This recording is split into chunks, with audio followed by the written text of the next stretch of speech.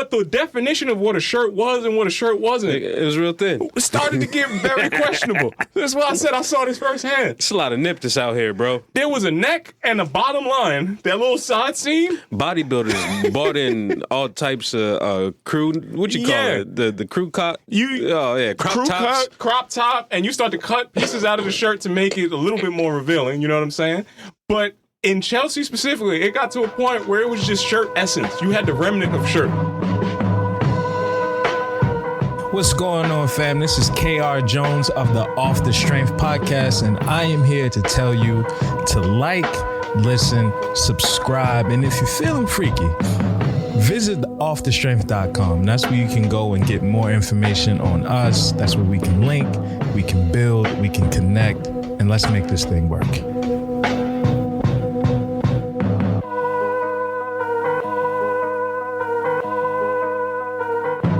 What's good, everybody? What's good? Welcome back to yet another episode of Off the Strength, where we're giving you the inside look into all things wellness culture. I'm a trainer called Tony, and of course, with me, I have a gentleman of extraordinary league. KR Jones is in the building. That's right, folks. We are back. And ladies and gentlemen, boys and girls, listeners of all type from near and far, you are now in store for a treat because it's the return of the variety show. That's when we give you our best foot forward. So hopefully you take your best foot forward. You do that two-step, that tango, whatever it is you need to do to make it on through the week with the best goddamn wellness information available. Yay. Brother Jones, how you living this week, my man? The week was a week. I will start to say that I love driving old Yeller in the snow. There we go. I was dashing through the snow. I felt like, East Atlanta Santa, if you will, big goo-wop, riding around in the whip. Lemon. Exactly. I think driving on the East Coast and having to deal with stuff like snow, it does get very picturesque. I feel like the people on the West Coast often talk about the palm trees and the sunshine, but when you're on the East, you get a little snow, I feel like that's my cinematic hallmark moment, and I like to appreciate those. So I had a lot of those this week with not one, but two snows between a Sunday to Sunday. I like that you enjoyed that. I, on the other hand, hate every second of it. Yeah, that's normally how it goes. It's very every second of it. Polarizing. Yeah, it is. I'm going to go ahead and see what you put down, and I'm going to step right past it because every aspect. It's a lot of yellow snow out there. Yeah, and that's exactly what my point is. When it's falling, it looks okay. As soon as it touches the ground in New York City, it get dirty. I'm immediately disgusted by every aspect of it. So that's why. It don't wash away the dirt. It just bring it all together. It just brings it to the hot. You highlight the shit. It don't need to be there, but it's just highlighting everything that you need to see. We need to sweep more as a society. Did somebody get shot over here? What the fuck? We don't sweep enough. You know what I'm saying? We've all moved into vacuums. We need good broom skills these days. Yeah. I don't know what it is, but it only just makes the city a little bit more annoying to navigate by and large most of the time for me. So I think I'm appreciative of growing up on the East Coast and actually having seasons. I do think that gives you something different as a person. You know what I mean? You got to be able to survive the cold. You got to be able to, make it through the pavement burning heat. Yeah. You know what I mean? It definitely makes you a little bit of a different thing as compared to if you were just even keel the whole time. But yeah, I'm ready to give all of that, whatever credibility that you give with that. I'm sending all that back. I don't need it no more. I don't want to be adjusted this to nothing else. This conversation, we don't need to have this no more again after this. Yeah, exactly. It was like, yo, check this out. Nah, that builds grit. And I'm trying to get rid of all of that shit, Kyle. I don't want nothing to do with nothing. I'm trying to be on the beach and grab a fish and cook them at the same time. Understandably. I could give it up right now, and I could either rent umbrellas on the rainy days or sun hats on the sunny days, and I'll be totally fine from here on out. You need a beach chair? Let me holler at you right here. So that's the next phase of my development as it goes, my bro. That's a fact. Let me tell you a little bit about my week, my guy. I got to be honest with you, Kyle.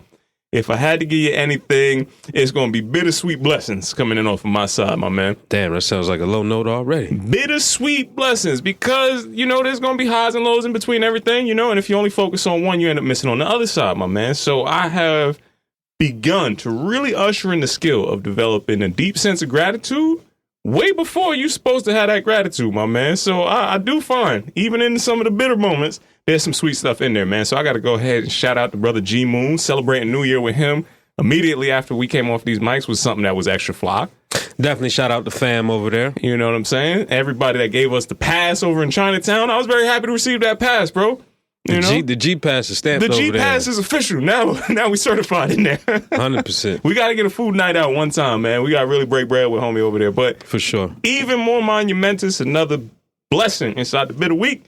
I gotta say the way that we got there, my man. I got to roll down New York City streets with my brother, none other than KR Jones himself, finally back from his accident on the bike with me. I know you've been riding, but this is the first time that we actually rode together, man. That was something that was pretty smooth, bro. That's a fact. We hit the road. I was tearing up the streets. Yeah, exactly. It was gridlock traffic that day, too. It was bumper to bumper, man. It was all types of stuff. Yeah, that was crazy. So to just get a nice, different type of energy back out there and just feel like touching back down on the streets, I feel like we both have taken our pauses throughout these last 3 years on this whole biking together kind of side. 100%. So to get it back together is pretty smooth, man. And then last thing, just tapping in with the artists throughout the whole week, man. So first and foremost, got to salute and send love out to the brother KJ for knocking out the park that On The Move photo shoot, man, and the video that's going to drop with it soon. My prayers and blessings are with you, my brother. Whenever you hear this, know it came from the heart. I got to shout out to good brother Ouija Theodore for everything that he did last night, and I'm going to get into that a little bit more in the relaxation segment. But again, black artists of all disciplines coming together and telling the story of fabric and art, like painting-wise in his store. I think he's doing a lot of crazy things in there, man. And then finally, I got to show some love to Brother Kieran, man. We drop a lot of his tracks on here on this Off the Strength podcast, so seeing the homie release his own track on Spotify was something that I thought was pretty dope too, man. So again, surrounded and uplifted by the arts, my man. All of that sound pretty sweet. I don't know where the bitter is. Oh, I left that shit out, bro. Okay. It's on the other side. You said bittersweet. I'm like, damn, no, you sound like a good-ass week. You know? There was some bitter stuff, all the mix up inside there. You know what I mean? That's true. But I found the highlights. We pushed that to the back. I see what you did there. They're still there, but I found the highlights, man. You know 100%. what I mean? I'm trying to really develop something that's going to differentiate me from some of the other motivators in this space, Brother Jones. You know, I do like to live in and share some of those tougher moments, but at the same point in time, you know, I feel like it's easy to find the bullshit outside in the world, man. Oh, it ain't hard to find at all. So I really want to make the hallmark in understanding how I could differentiate myself as a health coach by trying to really just keep pushing to the front of everybody's face. Yo, here's some good shit. You can still have hope out there. You know what I mean? So in that kind of perspective, bro, I also want to tap into some of the stuff that I see you doing, man. I think that's going to be something that brings me into this Ask the Professionals this week, Brother Jones. Okay. So now I'm thinking about the perspective of somebody that's trying to be a motivator, a coach, a teacher, a trainer, whatever you have on this new 2024 landscape right now, my man. I wanted to know, Kyle, what are the steps that you take personally to differentiate yourself from other health coaches or yoga teachers in this space and establish your own unique brand and identity, the organic thug himself? How are you really going out of your way to make yourself different, bro? It's a hell of a question, brother. So I appreciate you for even seeing that in me. The advice that I would give someone would be to find out who they are. And as simple as that sounds, I think it's very pivotal because you then have to assess your strengths, your weaknesses, all that above that we talked about previously for the faithful listeners of the show. Jump into that SWOT analysis. Exactly. But I say that because when you give advice to someone, that advice should be a lesson that I've already learned, a level that I've already been to, a place that we can communicate about, you know, cordially, because obviously I've been in that space, right? Like there has to be some type of familiarity in that regard. I'm never going to give advice to someone about something that I've never done. That just don't even sit well with me. I can't tell you how to, you know, fix the whip. I don't fix cars, bro. I fix bodies. You know, some people got car-like bodies, but that's a whole nother conversation for another day. You're not taking people through organic thug surgery, so 100%. Whole different game. Keep your cheeks to yourself, the way the Lord gave them to you. Now, to double down on knowing yourself, I would also say that when you look to then spread whatever this word is to other people, right? So is it the skill that I have? Is it the energy that I have? Is it the experience that I have? Insert whatever that is.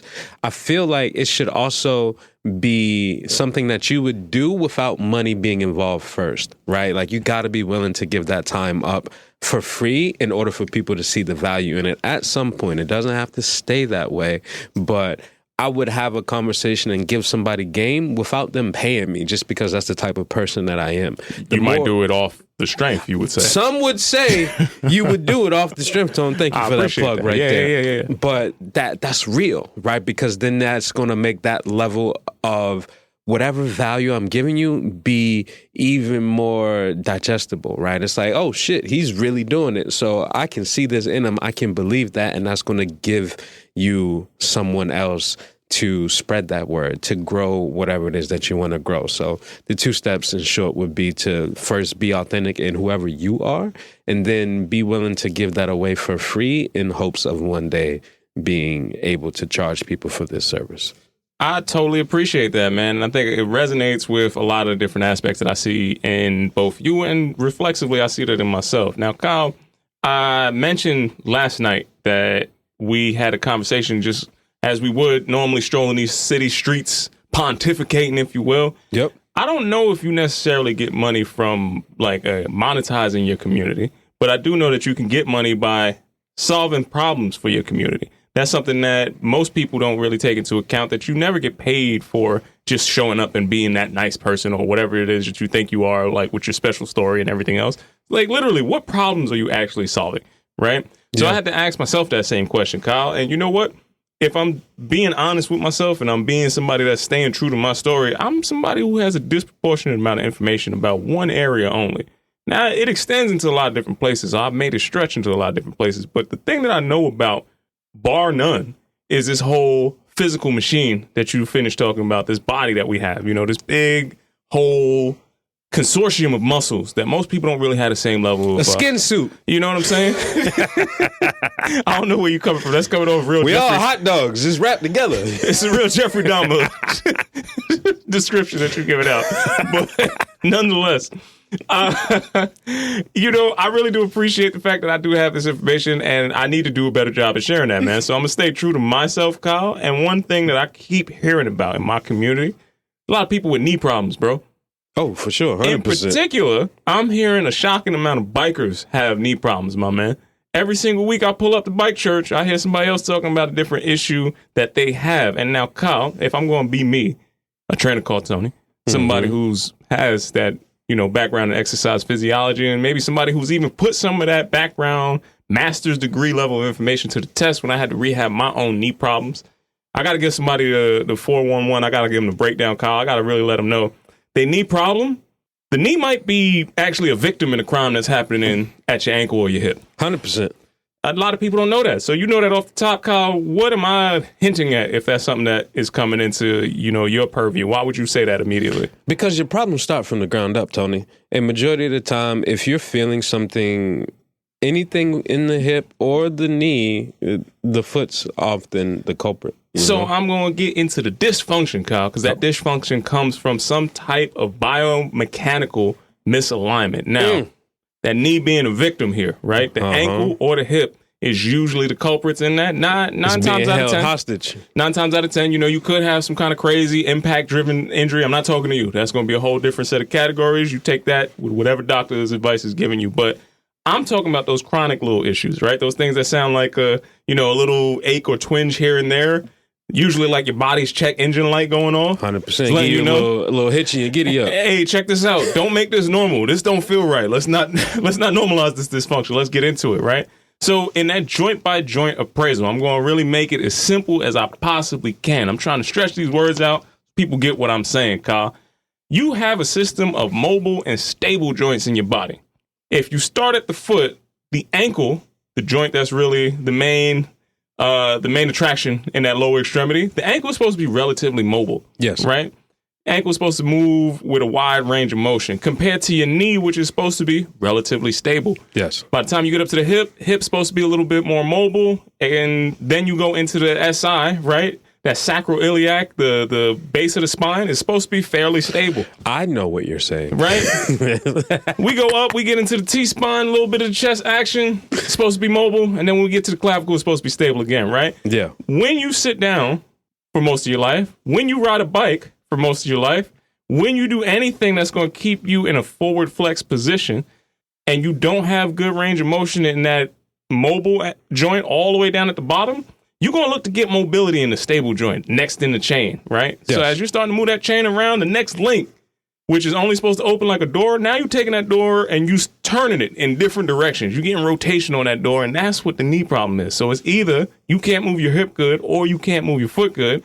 And if there was a way that I can get people to understand how to be a little bit more mobile, I would tell them to pull up to a roll up and roll out class first and foremost. Yeah. Where could they find that, Kyle? They could find that at Frequency Movement. You can click the link in the bio, and every Wednesday night at 8 p.m., we will roll up and roll out. See, and that's what I mean by solving problems for the community. Much like I intend to keep solving these mobility problems with the community with the On the Move bag by Off the Strength. We're going to come back inside there. Yeah.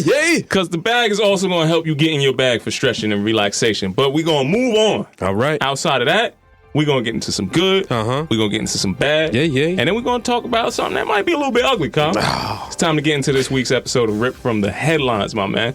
Okay. Now, the first thing that's coming out, Brother Jones, I got to ask you a question. What's up? Did you ever want to get your ears pierced as a kid? Hell yeah, bro. Talk to me about that. What? Oh, man, that was goddamn trauma you just brought up. You felt that trigger, how I just responded like that? I wanted to be the one earring nigga back in the day. Yo, he had an undefeated level of swag in school when you first showed up with that. Yo. I remember the grade and everything. Even if it was fresh and you just had the tape over it, you know what I'm saying? You had to protect it when you went to gym class and stuff because it was new. Man, I begged my mother for one of those, and it never happened, dog. Same. It was like, no, you can't have this. And briefly, now you brought me, we can go down this little anecdote. I'm going to take you to this moment in the young K.R. Jones' life. You know, back in the day when there wasn't really internet like that, and dating at a young age was on the phone. That's where it started majority of the time, is someone heard your voice. So I'm rapping to this young PYT, you know what I'm saying? She like, oh, hey. She like, what celebrity you look like? I'm like, oh, yeah, you know, people tell me I look like Dwayne Wade from time to time. Dwayne Wade? Because I was young. He was new in the league. I had the baby face. So, yeah, I look like Dwayne. Well, okay, you like a little basketball player? She was like, you got your ears pierced? I was like, nah. She's like, yeah, we can't do this. I was like, come on. I'm about to do it. The ear pierce. I'm about to do it next week. My mom wasn't letting me. I'm going to let her do it. She's like, nah, we just delete my number. Don't ever call me no more. I was like, yo. So I'm sorry. But yes. I didn't mean to trigger you like that. That's a trigger warning. That long-winded rant was because, yes, I've always wanted to. And now that I'm too old, it don't make no sense at this point. Nah, you can't come. I would not let you do that today. In fact, I thought I could skip the piercing and just go to gauges. I was like, I'll be a gauge dude and get like the whole. Go straight for the gauge? Yeah, I was like, I didn't know you couldn't do that. I'm coming in here. I'm letting you have a whole different conversation. It take more than a do-rag to get waves you're picking up when I'm putting down. I ain't know this. I'm coming at you for a whole different conversation. Much like it sounded like when I tried to get my ears pierced in that West Indian Latin household. No. There was different words that was used. You put a hole in your body? What's wrong with you? There was words that was used that we can't say today. God didn't do this. The book got thrown at you. You got real religious. What if I told you, Kyle, that the newest wearable device that's trying to get all these other wearable devices out the box fake ear piercing, bro, is the real ear piercing, and they're saying that now these new tech earrings are going to be the thing that gets everything else outside of the box, my boy. No. So the University of Washington has had a team that has done some research on creating thermal earrings that could not only test things like your body temperature and track what your heart rate is, what your stress levels are, when's the last time you ate, all the way up to, and women are starting to track even their menstrual cycles, all from the earring, Kyle. How do you feel about those studs, my boy? I take this deep breath. I'm so unimpressed every time. It just gets worse and worse. And it's getting closer and closer to this goddamn chip in your head. It's like, how much closer can you get on my body? You was on my wrist, you was on my fingers, you was on my glasses. Now you're trying to be in my ear. I don't want it. Let the record reflect. This is an extension that comes out of the earbuds that would measure very similar things. Also, the ring by Aura. There's a lot of different people that are trying to get on your body. Wearable computers. tech is a real thing. Yes. Until they can get in your goddamn body. And then we all going to be walking around naked. A brand new flavor in your ear, my boy. That's really what I'm trying to tell you, Kyle. All right. Moving on. Next topic, my man. It's going to be a follow-up to that whole conversation about the loneliness epidemic. Yeah, I know. I don't know if this new dating app is going to help or hurt, but I'm going to let you be the judge, Kyle. In an article that I saw in TechCrunch this week, there's a new dating app for people that have good credit. That sounds about right. Yeah. So the new app that's out here called Score, Kyle, is only letting people match by credit score, and to apply to the app, you have to have a bare minimum of 600 and 75 credit score. Otherwise, you cannot be on this app, my man. Now, we've heard of the Raya's. We've heard of everything else that is this elite level dating app. What's your thoughts on this credit score based dating app? I ain't gonna hold you. The jump above and below is 675 is so drastic. It is a real drastic type of person. There might be some merit here. So the company, like if you're above 675, you are definitely a specific kind of person, and if you below 675, you also a very specific kind of person. we done all had to swim upstream. That seems like a nice sweet spot. I ain't gonna hold you. That's like I almost got my shit together. I could be better. That's wild. You're aware of the decisions that you're making. And For sure. You're aiming to be better in It's almost like a level of consciousness, which is crazy. This is put out by New Money Club. So apparently this is getting a stamp of approval from the Organic Thug. Nah, I wouldn't do it. But also, if I could aim high, you know what I'm saying? You understand? Baby girl, you got 745? What? What's up? Let's talk. Let's swipe. Yeah. Let's see what's going on. All right, man. Last thing I want to talk about this week, Kyle, is that conversation that we've had from time to time. You got some brand new people coming into the gym. Gym etiquette is not commonly known, and it is not typical amongst everybody that is brand new inside the spot, nor is the gym etiquette from spot to spot the same. Stop right there. I'm going to just say etiquette as a whole. It's different. It's different. Everywhere you go. Inside the gym, outside the gym, as soon as you leave your house, the etiquette is gone. So there has been a story that came from, I got this from NBC.com, my boy, and this says now that a Texas woman has gotten kicked out and banned from her gym after she made comments about another gym goer inside of this local Texas gym chain, man. So starting off. What kind of comments we talking about? Yeah, well, we're going to start off by, the woman's name is Rip Barbie on TikTok. Ripped Barbie. Like, as in, like, I'm shredded She's ripped? in a very specific type of shape. Now, Kyle, Okay. Rip Barbie not only goes to this gym frequently, that it looks like to me on the outside looking in is more of a bodybuilder type space. If I told you that, what gyms come to mind? A Gold's Gym, any of those heavy lifting, not necessarily a CrossFit gym, but, one of them ones. So in a CrossFit gym or a Gold's Gym, much like you've said, it's not atypical for somebody to be working out without their shirt on in any of those gyms. Matter of fact, I think it's kind of something that happens with a very regular frequency. It's not something that anybody would even bat an eye at if they saw you working out in either of those gyms, correct?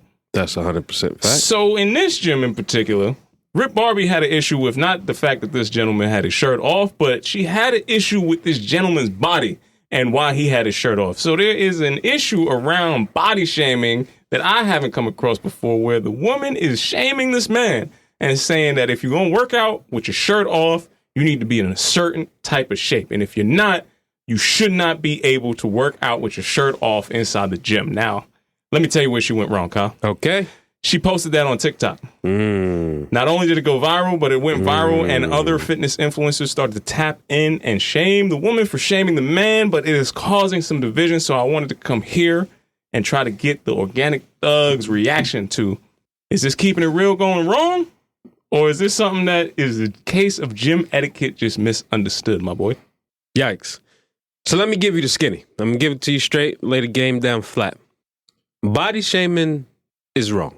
We shouldn't be out here talking bad about other people's bodies. Now, if you got a joke about somebody's body and it's funny and you feel comfortable saying that joke in that person's face and them not being offended, or you not having to defend yourself, or you can defend yourself appropriately, say what you got to say. She did say it in his face, and she recorded it in his face. Now, know when you make that type of decision, You and are choosing violence. You stand on business like that, you gonna get some new customers. Yeah. Right? For good or bad, you gonna attract some attention. You know right? what? I just got to pause you for a second. Okay. I've seen this happen and go terribly wrong multiple times in my gym career, Kyle. Gotta watch how you talk to people. So I used to work in Chelsea before Chelsea became Disney. Yeah. For anybody that's not inside of the New York City area, I'm talking about the ratios were 99.9 to 0.01 men to women. And every man in this gym was built like an Adonis because he had a whole different thing on his menu that we're not going to talk about in this specific conversation. One day we're going to have that conversation. Because you got to be fit to do that. You have to be a certain type of that's fit. a lot of work. The gym that I was in particular is a high-class gym. You could not wear your shirt. Yeah, for sure. That was not allowed. 100%. But the definition of what a shirt was and what a shirt wasn't, It was real thin. started to get very questionable. That's why I said I saw this firsthand. It's a lot of niptus out here, bro. There was a neck and a bottom line. That little side seam. Bodybuilders bought in all types of crew. What you call it? The crew cut. Crop top, and you start to cut pieces out of the shirt to make it a little bit more revealing. You know what I'm saying? But in Chelsea specifically, it got to a point where it was just shirt essence. You had the remnant of shirt. There was no sleeves, just a collar. That's a fact. Pretty much, and you could cover like maybe your belly button. Everything else was out completely, right? And I've seen somebody say something that was very questionable to somebody, in particular during a session of mine. So I got to shout out my man Mike. Now, Mike is a very, very athletic man. Yep. I'm talking about he was a prime time, like for real ballet dancer, like on point toes, everything, could jump out the building, do everything else. That just screams trauma, but continue. And also played on his national team with Tim Duncan. And I'm talking about like power forward level, right? Yeah, I'm with so you. this is a giant man. Yes. He is not a small man, in shape, ran track, did all the things that you want to think about, and also taught women how to walk in high heels. Yep. Same man. Mike came in one day. We was training in the gym. I'm helping him get, right for whatever situation he had going on. Stop right there. We're not going to jump over ballerina Tim Duncan's national basketball team. Tim Duncan is a Hall of Fame power forward. This is what I'm trying to tell you. But you also taught women how to walk in heels? Yes. He was all in the same person. And I'm talking about professionally taught people how to walk Chelsea, in. New York, right Chelsea. there. That's it. That Okay. is the definition of Chelsea. Hell's Kitchen. Continue. I'm sorry. When Mike came in one day. I know Mike. I just had to think about this. Nah, Mike don't play that. Continue. So you see where the story is going. I forgot who Mike was. I had to Mike remind came myself. downstairs one day with some bright red track shorts on and that Chelsea shirt. We was getting ready. Pride Week was only a couple weeks out. Chelsea shirt is a collar again, and a Collar. belly button. Nothing else covered. Nips is out, back is out, all that.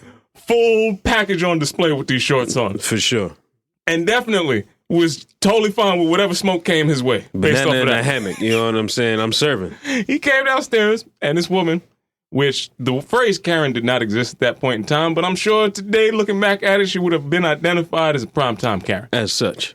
She said, "You look desperate," to that man, who I also just mentioned is about, Not again, the D word. 6'5" something, in crazy shape now. He's been D1 athlete his whole life, and again, a high-level functioning athlete across so many different things. And again, is a man who is committed to roasting people at a level that she did not know was about to happen. So I seen the comment about somebody else's body come into confrontation with somebody who was about that business. When I tell you, he read this woman so viciously that she started crying and I had to walk away. Because I was like, we both going to get in trouble for this. And I ain't say a damn word. You witnessed it. This is during a session. You didn't stop it. What was I supposed to do? I know how big he is. I'm not going to say no crazy shit like that to that man. So all that to say, I'm sorry I had to go on that tangent, but I've seen this go horribly wrong. It could go left. Very quickly, Kyle. The last part that we're going to talk about is the actual shirt off, right? Let's just have a conversation about germs, about COVID, about skin, in the post-pandemic, about sweat. like we all shed. Like let's not act like dogs are the only ones that shed hair and all that. Like we shed hair and skin cells and all different types of stuff.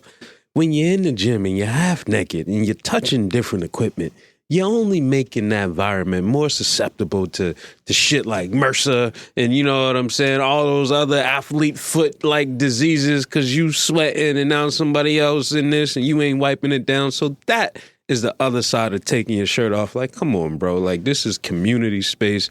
If you in your crib, then you can do whatever you want. This ain't your crib. I would say study the land because some gyms are totally fine with that. They have no issues. Yeah. Once you survey the land, you got to operate by whatever the operational conditions are in that land, respect what they got going on, Act your wage. and respect your fellow person, man. If you had that thought in your head, nobody said that you had to go out of your way to take your phone, put it in your hand, record it, and send it out to thousands of people. Kyle, this is why I got to land this in the ugly this week. On the good, bad, and the ugly. That's going to be my segment from Rip from the Headlines, man. What you got on Shout that? out to Mike. He used to kick with Javier back in the day. You remember Javier? You know Listen, what I I'm ain't going to put Mike business out there, but Mike was he was Rolling Stone, let's say.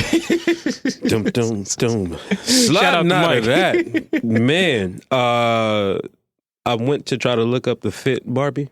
Yeah. IG was gone, bro. So now They you deleted it. Now you just lost your whole jam because you out here talking crazy about She folks. has followers, but they got rid of her, man. Which is going to lead me to my own good, bad, and the ugly. Now, Brother Tone, last week we talked about Vince Staples in the show and it adding up, and I was looking forward to it. Here to tell you that I watched it and was like, fam, this is crazy. It was one of those things where in the intro, it was like Atlanta meets Curb, and I was just like, why you guys package it like that? You know what I'm saying? It seems like we always fill in spaces of like, all right, let's take this black thing and this white thing and put it together, and now we have this new thing. It's Who like, was the packaging for? whoever watched the show. I'm going to guess it's not somebody that knows who Vince Staples is. Probably. But that's how it was packaged in the intro. I say all that to say, I was watching the show. I'm going to tell people to go watch it. I'm not going to give you any spoilers on it. But what I did want to talk about was now he's on a press run because the show just dropped. So he's doing all these publications. His name is out there.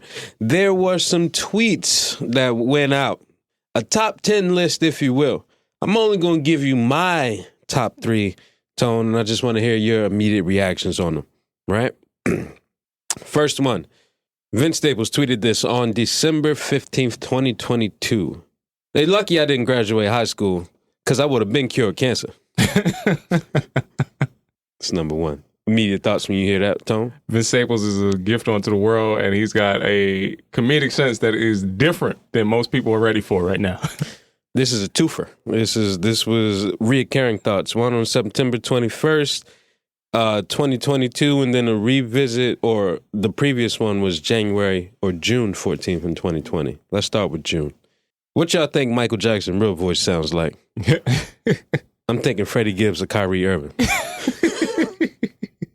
That was the precursor to the follow-up that then said, if you study the trajectory of Michael Jackson's voice, you can really hear when he started doing it for the bitches. Nah. I'm letting that go. Nothing. No immediate Michael Jackson thoughts for you? Not Mike. That's not what it was?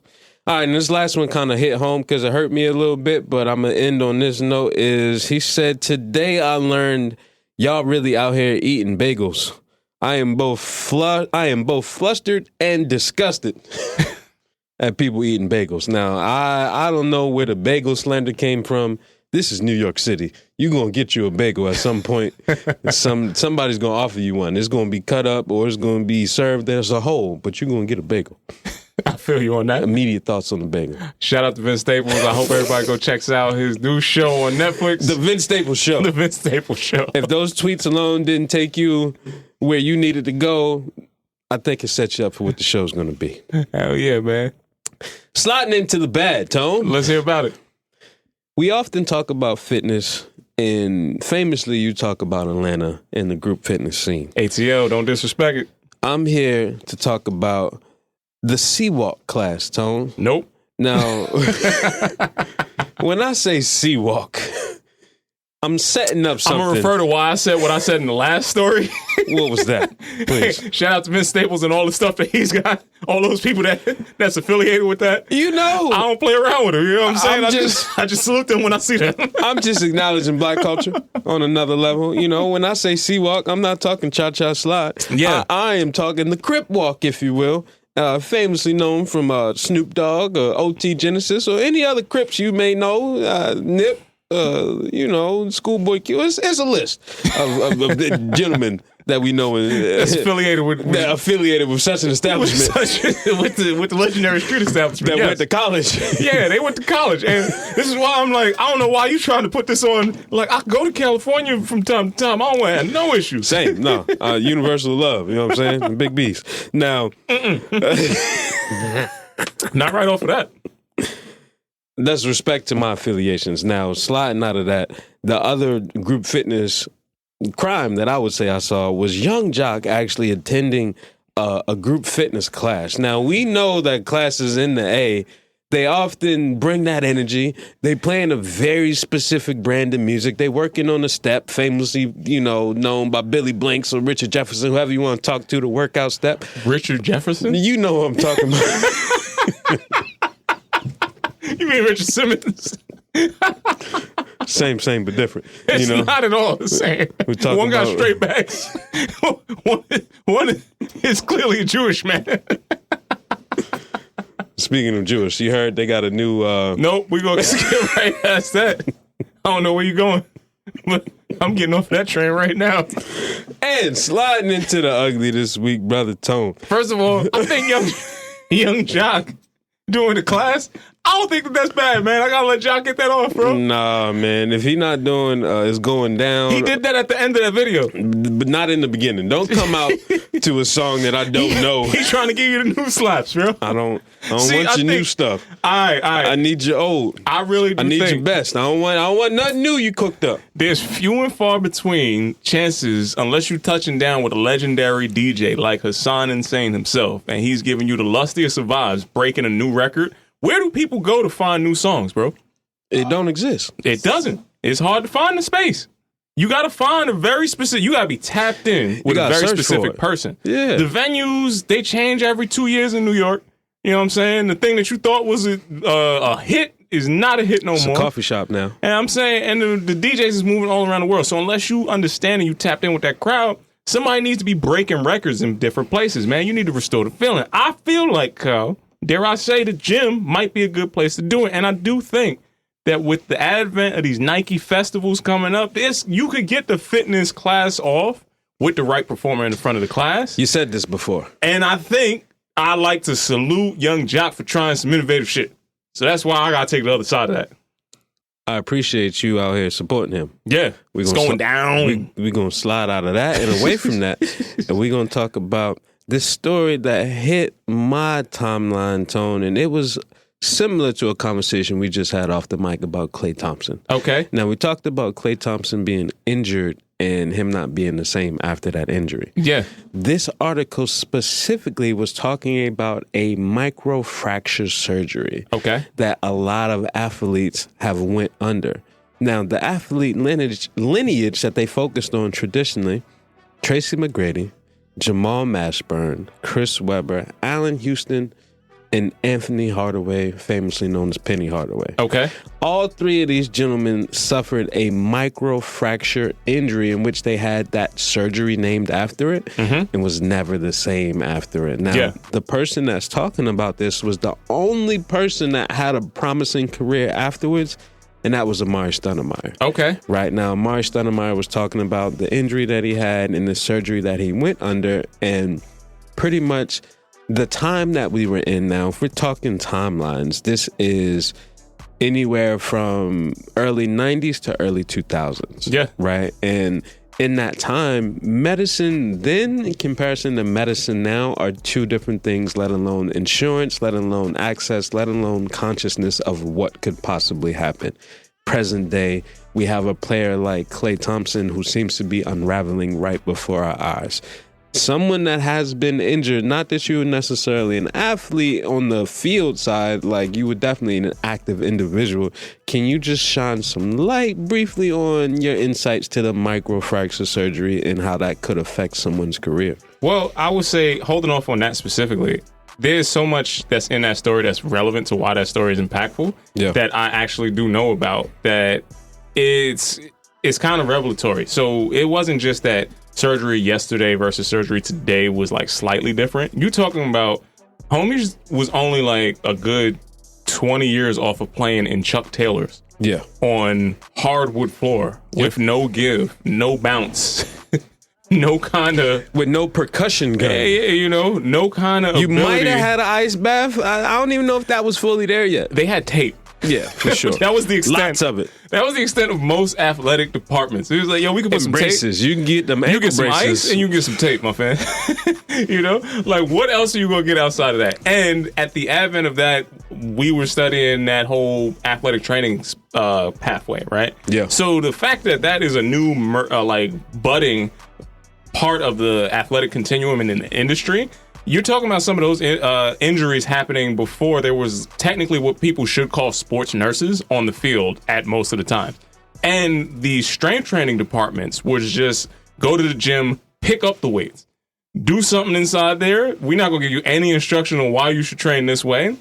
And hopefully you get back outside after the surgery. Just keep hitting the weight room. Just doing, you ever see those, any of the stuff that you used to see Michael Jordan doing in the physical like gym, not on the court, in the gym. Look at how crazy some of that stuff looks compared to what you know not to do in the gym today for any type of athlete. Amari Stoudemire, shout out to that brother because he used to work out at that same Equinox downtown when he came on the Knicks, you know what I'm saying? And he used to work out with, of all people, former friend of the show. What was his name? Anthony, I can't remember, Dr. Richie, sorry.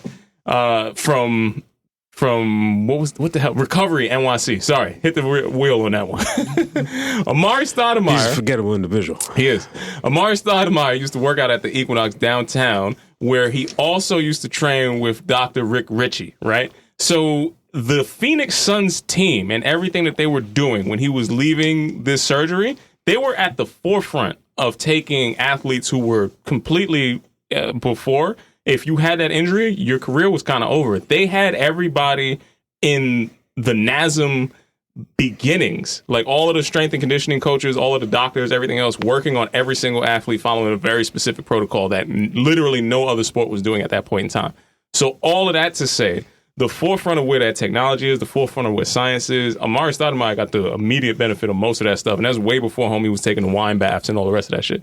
You know, salute to that brother again. He's a solid dude. He'd be in that gym every single day. And there would be somebody massaging his calves, rolling him out, getting him to do a bunch of stability stuff the night before the game. Like his workout started, why I saw him so much, because dude would be in the gym at like 7 a.m, working out and for as many hours as a trainer would be, just doing mobility stuff, just doing stability. And now you can see how that progressed throughout there. So all of that to say, the injury went from being something that people kind of just like, hey, we're going to cut you open and see what happens. That's kind of what basically science was. It's like, we don't know shit. To now, people like, hey, we learned not to do that anymore. So this is how you could advance through this whole, recovery process. Klay Thompson, present day. Yeah. You have to also be invested in that life and that continuum. Like, if you don't buy, your strength coach could set you up for havoc if you don't get into the right conversation with the right person at the right time of your career.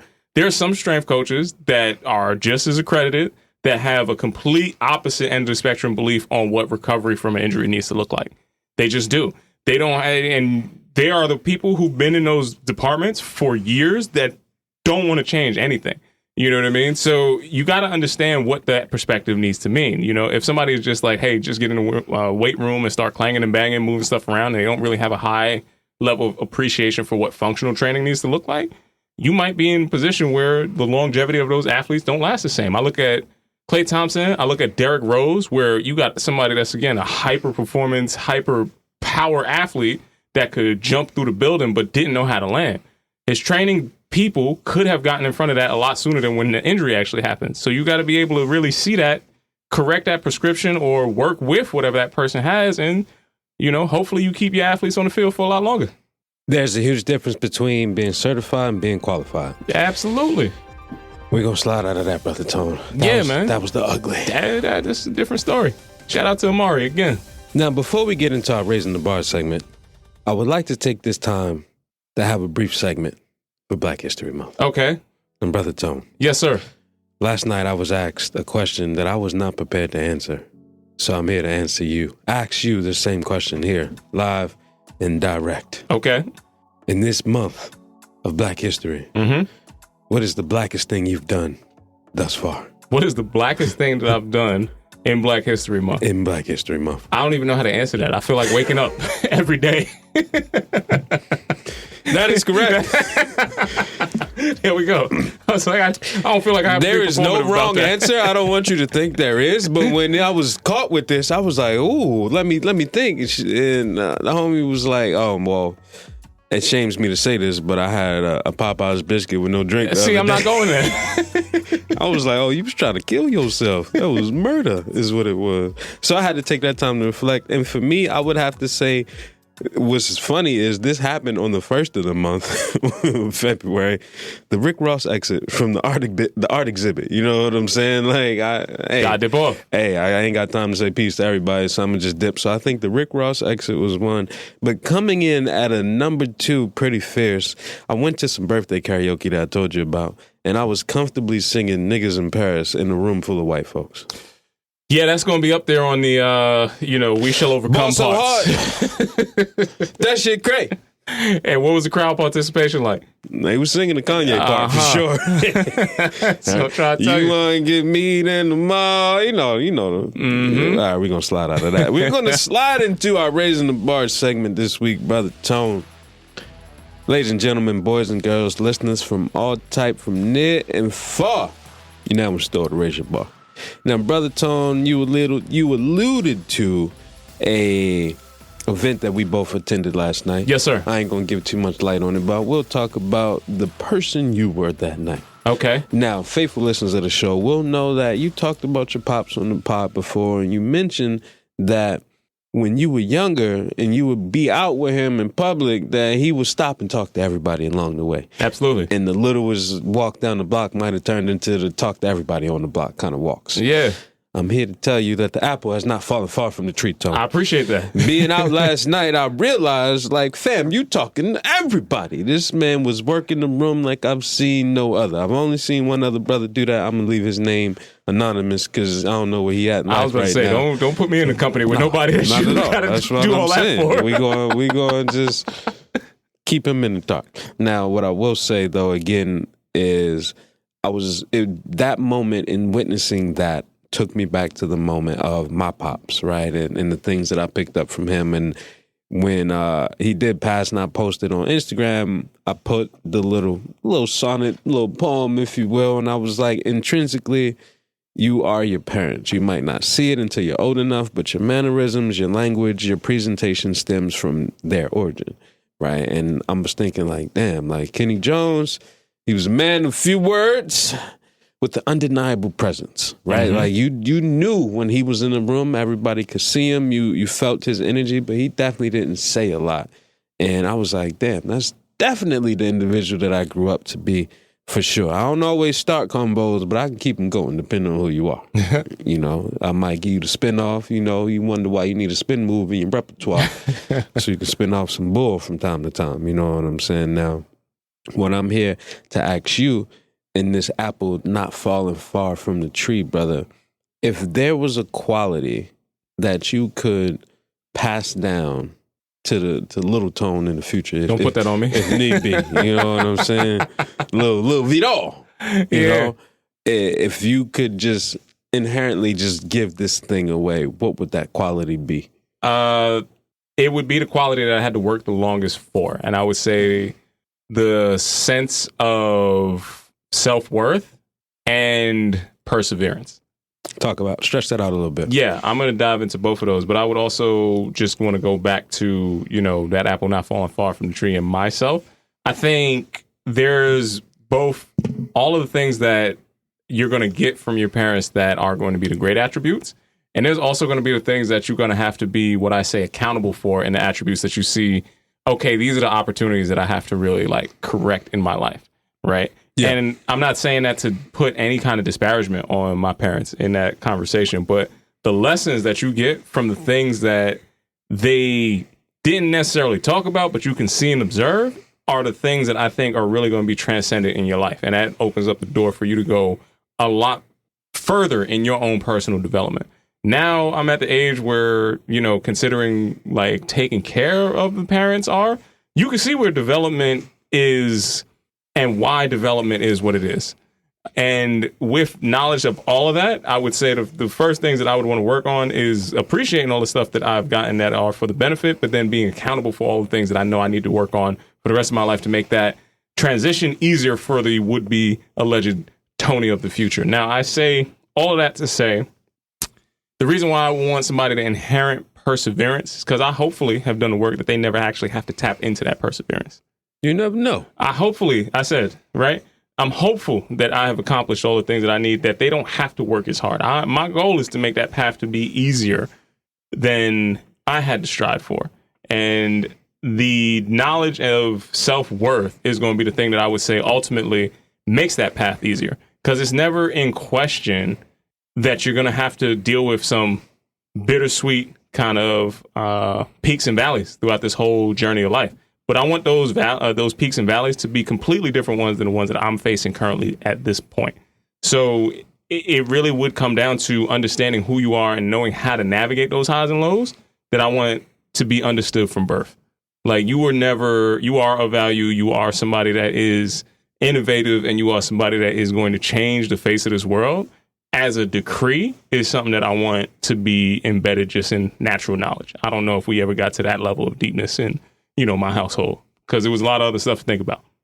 No, I feel that, man. I think you stretched out a lot, but ultimately, when it comes to perseverance, that's a skill that it does have to be taught, right? Like it has to be felt, it has to be experienced in order for it to be passed on. Like, I would love for the child that I have in the future to not experience everything that I went through, but I also love the idea of them experiencing some of it, right? Having a grasp of different realms, of different worlds, of different things that you have to do. I don't want you to be all peachy, peach cobbler-esque, all roller skating through life, because that's not always how it's going to be, and I don't want to set you up for failure in that regard. I want you to understand that, hey, it's peaks and valleys for sure, and you're going to have to learn how to climb with safeties, and sometimes without a safety net. You're going to just have to take that leap of faith and know you're going to be good on the other side. So I appreciate you stretching that out, brother. Absolutely. Now, I guess we can only slide into a Relax Responsibly segment this week, Brother Tone. So go ahead and let the people know how you was relaxing responsibly. Man, you know what? In that bittersweet moments, some relaxation was a hard thing to come by, my man. But I got to tell you, the timeless place that I could always tap into to get some relaxation is going to be conversations with one of my favorite people. I got to talk about how I had a real finding art conversation with my grandmother. Now, my grandmother has historically, Kyle, people who don't know, told me never to mention her damn name on the show again, right? Because she is not somebody that is for play. I try to tell people real quick. Yeah, she's told you to run that money. Yeah, she be cracking jokes on you. Yeah, she definitely let people know. She got something slick to say. She grew up on Lexington Avenue in Bed-Stuy when Bed-Stuy was actually Bed-Stuy. That was some real stuff, right? That's a fact. So to talk to that woman about art collecting and black art collecting specifically was seriously not only a hysterical conversation, but it was something that was ultimately relaxing. And I gotta tell you, she is not a fan of Basquiat at all. Really? And she got into the bag of why she's not a fan of Basquiat. I could see that. And that's a hysterical conversation to have. That we can't ever say. Timeless. The level of, again, these are words that I grew up around that we just can't say today. It's a different verbiage back then. I'm going to put it in the context where, yes, some people don't stop and don't change any of the stuff that they was totally okay with when they grew up in that time. And I am always relaxed by knowing that there's still some relics of yesterday here today, my man. That part. Yes, sir. How were you relaxing? Man, I had a case of the suds, bro. I don't even know what that means. It sounds like we starting off in a wild direction. That's that SpongeBob, man. You got to go back and watch SpongeBob. Never. It was, again, generationally, we in two different time frames, bro. He was at the Super Bowl with Patrick Star. That's SpongeBob is like, y'all, I don't even know what, y'all ain't even really have cartoons like that. So what you talking about? We ain't have cartoons. This is blasphemy. I'm not. But the level of cartoons y'all had in comparison to a SpongeBob is apples and oranges, bro. They're two different things. It would be in the Ren and Stimpy bag. Where that'd be the closest to Pinky in the Brain, you know what I'm saying? It would be in that bag around there, but but by the time SpongeBob came along, that just wasn't my time. But Pinky in the Brain versus SpongeBob is two different things. You get what I'm saying? Like Ren and Stimpy is one. Ren and Stimpy, I think, is a little bit more of where it was. Yeah, for sure. And that makes sense. Like the humor, the timing, all the rest of that stuff, it kind of is in that bag. When you get some time, go look up the Suds I'm episode. probably never looking up SpongeBob. just so you can have a reference point. But nonetheless, Man, I was taking ginger and turmeric and shots and hot teas and spicy foods. I had some peppers the other night, the jerk. You was know? in the thick of the sauce. I was in the thick of the sauce. Well, that shit was spicy as hell. You know, it make a little forehead moist just a little bit. So taking that time to understand that, like, I needed to rest and not feeling guilt for resting, right? That's a real thing. And having that realization of like, yo, your body needs this. All of this other aspirations and things that you want to do mean nothing if you're not healthy enough to actually do it. So having that realization was like, damn, I need to relax. I was hitting the little percussion gun. I was rolling the feet out. I was doing all the things, brother. Right on. You know, so that's how I was relaxing. I mean, it sounds like all we got left is some hope, man. What kind of hope you got for the people out here today? Man, I am hopeful to spend more time laughing with the people that I love and care about throughout all facets of my life. I want more days of laughter fully shared with everybody that I care for and breaking bread with them, man. That's what I'm really hopeful for. You gotta laugh through the pain, bro. It's hard out here. You understand? You don't get no freebies neither, you know? What are you hopeful about, my brother? Man, I am hopeful that somebody stop lying to us, bro. Who's been lying to you? The goddamn groundhog, Tony. Groundhog said it was going to be an early spring, and it snowed twice this week. That's because groundhogs are just glorified rats, bro. I ain't got time for these woodchucks out here lying to us, man. Like, if we going to have an early spring, let it be that. If it's not going to be that, then I don't want it to be. All right, man. Well, if they're out there trying to get to this early spring, maybe hopefully one day we can get some of this stuff to change around here on the block of the rock. We don't have that dirty snow outside. You know, they clean the sidewalks over here for at sure. Newsstand Studios. Because liability is a real thing. Yeah, exactly. The Rockefellers is not letting you fall out in front. I've tried several times. My back. My neck and my back. I need a backiotomy. Right. Doctor said I need a backiotomy. But Jones, if they wanted to tap in with us here at the block of the rock, Newsstand Studios, my man, could you let the good people know how they could touch down with us? Well, if you are in New York City, you need to come down the Rockefeller Center. What voice is that? What in the Hacksaw Jim Duggan do you got going on right now? You can visit us at Rockefeller Center or on Instagram at Rockefeller Center, on Twitter at Rock Center NYC. What you gonna do when KR Jones comes for you? I don't know. That came You from. can tap in with us at Off the Strength _ on IG. That was the Optimus Prime joint. Yeah, right I don't there. know what you had going on, bro. I'm gonna let you cook. I'm gonna let that just be what it was, man. Once again, it's been another fantastic episode of Off the Strength. I'm a trainer called Tony. Peace and much love. I'm KR Jones. Go wash your hands.